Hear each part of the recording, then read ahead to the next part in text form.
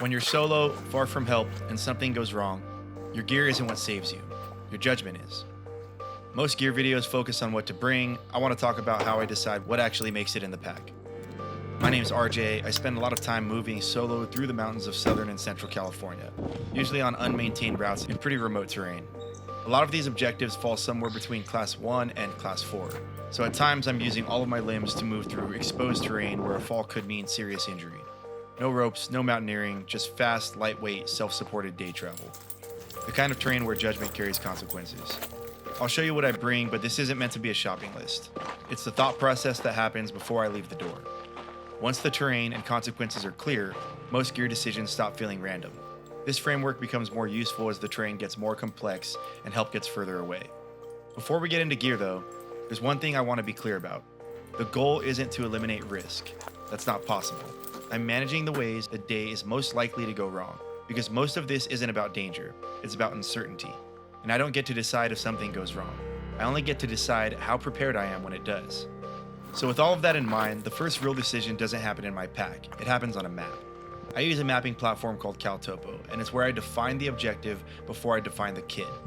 Before I think about the gear, I consider a few things. Where am I going? What's the total distance, vertical gain, and peak elevation?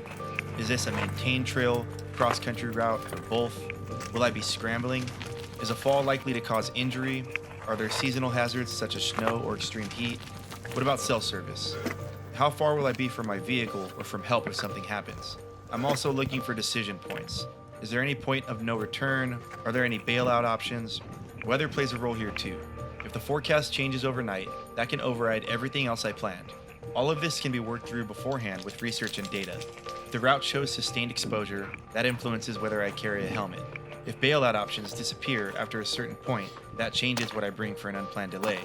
If elevation, heat, and a lack of water combine, hydration redundancy increases. The map informs the margin. I don't want to bring the bare minimum simply because it's lightweight. I want to bring the bare minimum because I can justify it as measured risk. Planning doesn't give you control, it simply improves your odds. So once I understand the terrain, I build out the day as an itinerary. This isn't about directions, it's about expectations. When am I starting? How long should this take? Where's my high point? Where are the slower technical sections? And more importantly, what are my exit options? Do those exits exist before and after a crux, or is there a point where turning around is no longer the easier way out? Weather plays into this too. If something moves in earlier than expected, am I turning around, or am I carrying enough to deal with it? So at this point, I'm not just planning a route, I'm mapping out decisions in advance. Once that's built, the most important step is sharing it with someone I trust. If something goes wrong and I don't check in, they know where I was, what I was doing, and when I plan to be back. This isn't about permission. It's about taking responsibility for the fact that I'm choosing to be alone in a place where help isn't immediate. This doesn't guarantee anything, but it improves the odds that I come home. So everything might look good on the map, but before I start moving, I check in with myself. Am I actually trained for this? Am I carrying fatigue from recent training? Am I dealing with an injury? And if I am, is the terrain going to make this worse or force me to move in a way that affects my balance? So then there's the mental. Did I sleep well? Did I eat and hydrate normally? Did I skip caffeine when my body expects it? Am I carrying stress from work or home? Am I rushed, distracted, or off? None of these are dramatic on their own, but they quietly reduce focus. And most bad decisions in the backcountry don't feel reckless in the moment, they feel reasonable. They happen when fatigue, distractions, and discomfort start influencing your judgment without you realizing it. None of this is hypothetical. I've ignored these things before, and they've put me in situations I had to work to get out of.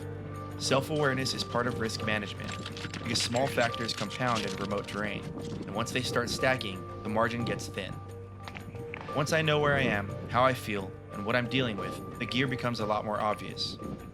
The kit I'll be describing is built for fast, lightweight, day objectives where the biggest risks aren't technical climbing, they're exposure, dehydration, medical issues, and getting stuck out longer than planned. So once all of that is clear, the gear is just the result. As stated earlier, most of what ends up in my pack isn't random or standard. It's tied directly to the ways the day could fall apart. Early on, I brought too much because I didn't understand the terrain. Later, I brought too little because I thought I did. Over time, I've learned to find a happy medium. Most problems out here don't start with a fall. they build slowly. Sun, wind, temperature, vegetation, small things over time. A lot of what I carry is just about managing that. Sunblock, sunglasses, hat, gloves, long sleeves, pants, down and waterproof layers. Exposure is gradual until it isn't. And once your margin is gone, everything else gets harder. Then there's protection against a single bad outcome, the helmet. If I fall with a partner, they can help me. If I fall alone, I'm the one solving that problem. A helmet reduces the chance that one mistake turns into something I can't recover from. Water filters, purification tablets, extra water storage vessels, extra food, caffeine tablets. Fatigue compounds decision-making errors just like exposure does. Redundancy here isn't paranoia, it's cheap insurance. This is probably where I'm most flexible. Food and hydration scale with terrain, distance, and heat. I should also note that I thought about adding electrolytes to this section, but I typically don't carry any unless I know I'm going to be out for a long day in extreme heat. I prefer to bring salty snacks. When something goes wrong in the backcountry, it usually comes down to a few things: bleeding, swelling, loss of mobility. My goal is simple: stop things from getting worse. Antihistamine, ibuprofen, medical tape, antibiotic ointment, bandages, skin adhesive, and a quick clot. I'm not out here to perform field surgery. I'm trying to control the situation long enough to get myself out. There are plenty of pre-built kits you can buy, but if you're carrying one without knowing exactly what's inside of it or how to use it, it's not going to do much for you. Some people will notice I didn't mention blister tape. I'm not very prone to blisters, and when I do get them, standard medical tape usually does enough to get me home. This part isn't glamorous, but it's part of taking responsibility for where you travel. 1 gallon Ziploc bag, smaller bag for used paper, and of course toilet paper. You can carry a trowel, but I found I can usually dig with a stick or a trekking pole. This isn't just about comfort, it's about minimizing impact and respecting the people who come after you.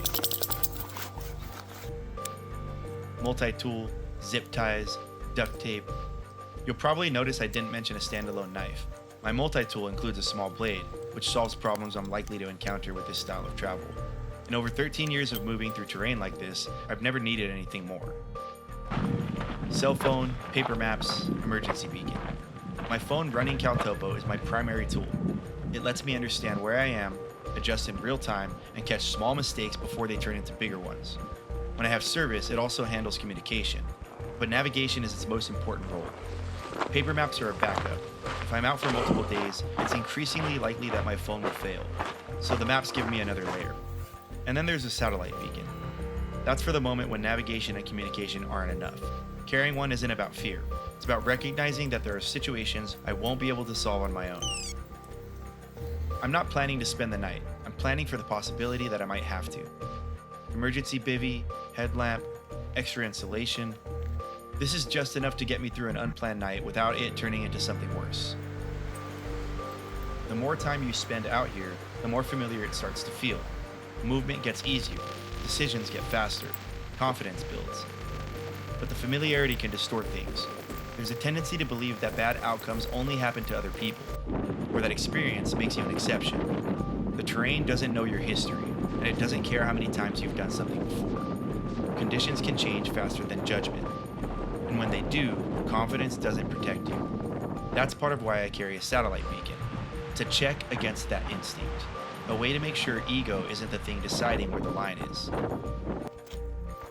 If something goes wrong, I don't start with gear. I start by slowing down and paying attention. Where am I? How do I feel? What do I actually have? And what options does that give me?